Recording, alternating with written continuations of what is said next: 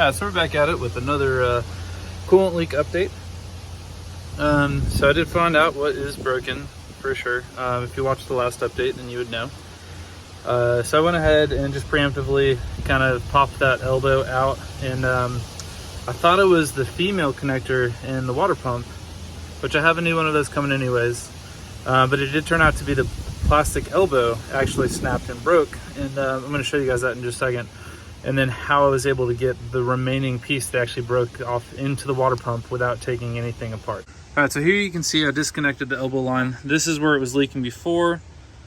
This is the line that runs down into it off of the tree next to the throttle body, and this connects to the throttle body. So I have a new one of these coming in.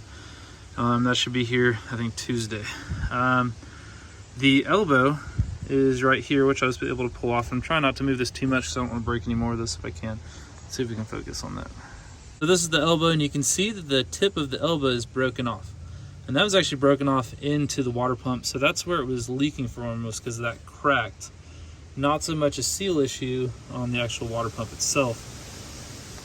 So what I did, because I knew there was a piece still stuck in, I took a screw and I ran it through the hole, and you can see that's the hole right there. But I went underneath this coolant pipe with the screw, screwed it in just by hand until I felt it catch on this, on the plastic piece, and I tightened it in just a little bit more and then just yanked it out. So that was able to get that rest of the piece of the coolant pipe, because I knew if I installed the new one there was still going to be something in there. This is the female adapter that goes into the water pump. It still looks like it's in good shape, but I do have another one of these on the way. Probably gonna replace that too. For the fitting, I'm gonna put that brass one in there and try and see if I can replace it on the existing hose, and then top off the coolant, bleed it out, and go from there. So the rest of the pieces are gonna be in a couple days. When I do the coolant line, I'm gonna probably do the PCV valves as well.